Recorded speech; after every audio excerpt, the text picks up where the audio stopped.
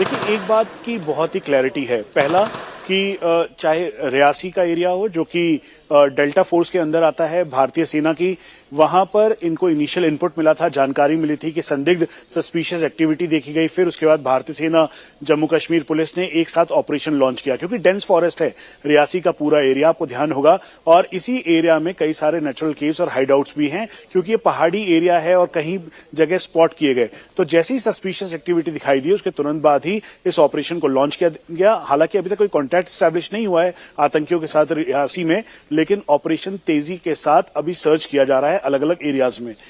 मीनाक्षी, रियासी के साथ कंपैरेटिवली आप जो यहां पर हम कह रहे हैं, जो डोजियर है उसमें एचएम लिखा हुआ है, हिजबुल मुजाहिदीन। हालांकि जो सोर्सेज हैं वो बता रहे हैं कि जैश इन्होंने ज्वाइन कर लिया था, लेकिन आप ये समझ लीजिए कि आतंकी हैं और इनका सीधा सीधा कॉन्टैक्ट उस पाकिस्तानी हैंडलर के साथ है जो इनको निर्देश दे रहा था। हमें इस बात की भी जानकारी दी गई है कि दरअसल ये लॉजिस्टिक प्रोवाइड करने में या जो पाकिस्तानी आतंकी हैं उनको पूरी मदद पहुंचाने में इनकी एक अहम भूमिका थी। और इसीलिए जैसे इंटेलिजेंस इनपुट मिला, उसके बाद नादर के इस एरिया में यहां पर घेराबंदी शुरू कर दी गई है।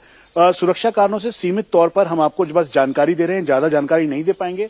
ये आउटर कॉर्डन है जहां पर इस समय जम्मू कश्मीर पुलिस और सीआरपीएफ और भारतीय सेना के जो कैस्पर यानी बख्तरबंद गाड़ियां हैं वो तैनात हैं, ताकि कहीं से भी जो आउटर कॉर्डन को तोड़ के आतंकी बाहर निकले ना।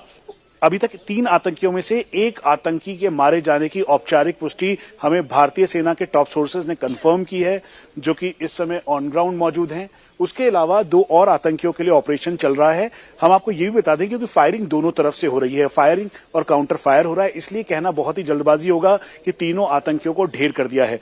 भारतीय सेना ने करीबन 14 लोकल आतंकियों की लिस्ट तैयार की थी। उसके अलावा जो पाकिस्तानी आतंकी हैं उनकी लिस्ट तैयार थी, और जो पहलगांव अटैक का मेन मास्टरमाइंड हाशिम मूसा था, उसके अलावा जो बाकी उसके मददगार थे और 2 आतंकी और थे, उन सबके लिए अब ऑपरेशन तेजी से किया जा रहा है। आप ये अगर डेमोग्राफिकली अगर ये जगह देखेंगे, ज्योग्राफिकली देखेंगे, तो ये अवंतीपुरा के आसपास का एरिया है, त्राल से कनेक्टेड एरिया है। और त्राल का ये नादर एरिया जहां पे जंगल, पहाड़, उसके अलावा जो रिहायशी एरिया है। इस समय प्राथमिकता 2 बातों पर है। पहला, किसी भी तरीके से कोई भी यहां के स्थानीय व्यक्ति का घर और मकान को नुकसान ना पहुंचे।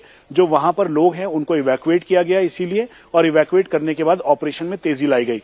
दूसरी, आतंकियों की सफाई के लिए लगातार ये बहुत ही अग्रेसिव ऑपरेशन किया जा रहा है, ताकि पहलगांव समेत जितने भी आतंकी हैं उन सबको न्यूट्रलाइज किया जाए। यहां तक कि जो लोकल टेररिस्ट हैं उनको ये साफ निर्देश दिया गया है, उनके परिवार को कहा गया है अगर कोई सरेंडर करना चाहता है तो वो भी सरेंडर कर सकते हैं। लेकिन बहुत ही क्लियर है कि आतंकियों के सफाई के लिए ऑपरेशन जारी है। तो अभी ये तस्वीर है इस समय नादर एरिया की, आउटर कॉर्डन हम दिखा रहे हैं। यहाँ पे सीआरपीएफ और भारतीय सेना के जो अधिकारी हैं, जो ऑफिसर्स और जवान हैं, वो चारों तरफ से कॉर्डन कर रहे हैं। आउटर कॉर्डन मजबूत रखना बहुत जरूरी है, और यहाँ पर जो गाड़ियों के काफिले का आने का जो है वो बिल्कुल जारी है। देखिए, अब हम आपको ये भी बता दें कि जो बुलडोजर है या क्रेन है ये मंगवाई जाती है, उसकी वजह ये है क्योंकि जो मलबा है घरों के पास में कहीं से भी कोई आईडी ना हो, इस बात का ध्यान रखा जा रहा है। यहां पर आप देखें तो इस समय भारतीय सेना की जो गाड़ी है वो आ गई है। जिस क्रेन का और बुलडोजर का हम जिक्र कर रहे थे ताकि जो घर है वो पूरी बख्तरबंद तरीके से उसको एक एक करके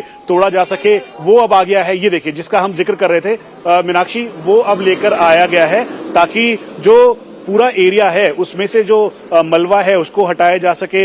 यहाँ पर जो इस समय जो सीनियर ऑफिशियल्स हैं भारतीय सेना के वो पहुंच गए हैं, सीआरपीएफ के जवान यहाँ पर हैं, और ये घेराबंदी पूरी कर ली गई है ताकि इसे कॉर्डन करते हुए अग्रेसिव ऑपरेशन किया जाए। हम आपको ये भी बता दें कि इस बात का ध्यान रखा जा रहा है कि इस मामले की संवेदनशीलता को देखते हुए कोई भी क्लासिफाइड इन्फॉर्मेशन या पहले की इन्फॉर्मेशन हम ना करें, और इसीलिए चारों तरफ इस समय अग्रेसिव ऑपरेशन तेजी के साथ किया जा रहा है। ये जो ताजा तस्वीरें अभी अभी हमारे सहयोगी मनीष प्रसाद ने दिखाई है, इन तस्वीरों पर गौर करें। जी मीनाक्षी, ये जो आवाज मीनाक्षी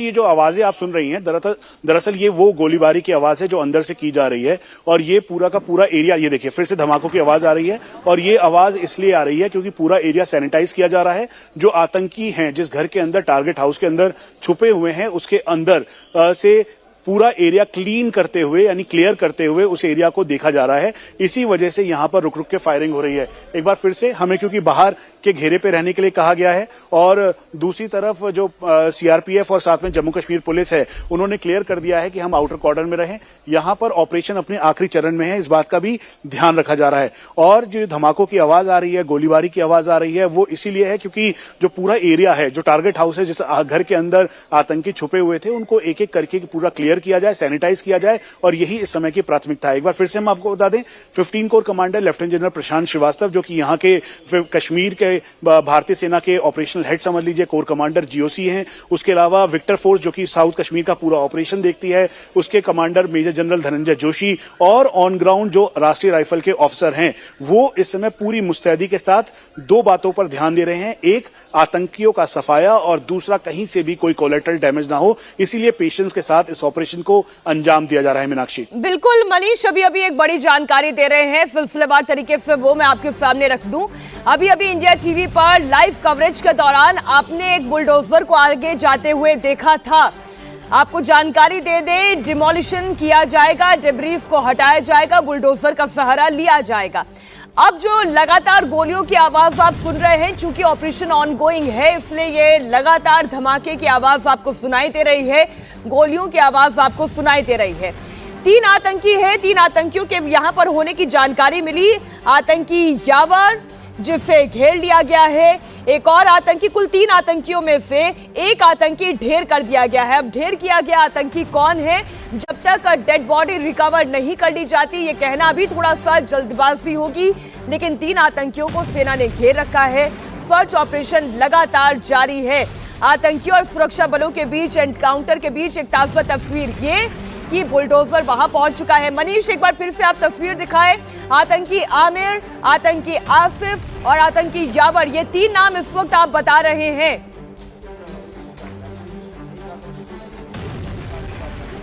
मीनाक्षी, मैं आपको एक बार फिर से कंफर्म कर दूं कि दरअसल भारतीय सेना और जम्मू कश्मीर पुलिस के द्वारा हमें कहा गया कि ये 3 आतंकियों की इंटेलिजेंस इनपुट मिले थे जो कि लोकल टेररिस्ट हैं। 2024 से ये एक्टिव थे आतंकवाद के तौर पर। हिजबुल मुजाहिदीन, जैश-ए मोहम्मद या लश्कर, एक तरीके से ये अम्ब्रेला है आतंकियों का जो आपस में एकजुट होकर काम करता है। सबने अपने अलग अलग लोकेशंस और जगह यहां पर बांट रखी है और इसीलिए 14 आतंकियों की लिस्ट तैयार की गई, उनमें इनका भी नाम था। इनपुट मिला, इंटेलिजेंस इनपुट मिला, क्योंकि पहलगांव आतंकी हमले के बाद हाशिम मूसा समेत जो बाकी आतंकी हैं उनकी तलाश के लिए लगातार कोशिश की जा रही है। और जो जंगल के इलाके हैं जैसे अवंतीपुरा, अनंतनाग, पुलवामा, शोपियान, इन सभी एरियाज में इस समय अग्रेसिव ऑपरेशन किया जा रहा है। इनपुट मिलने के बाद यहां से महज करीबन आधा किलोमीटर की दूरी होगी मैक्सिमम, क्योंकि अंदर रिहायशी एरिया है और रिहायशी एरिया के अंदर वो मकान है, उसके आसपास के सभी घरों से लोगों को निकाला गया। बिल्कुल मनीष, आप लगातार नजर बनाए रखें। इस वक्त त्राल में ऑपरेशन ऑनगोइंग है और ये आतंकवाद के खिलाफ जंग है, वॉर अगेंस्ट टेरर है, जो लगातार भारत की जारी रहेगी।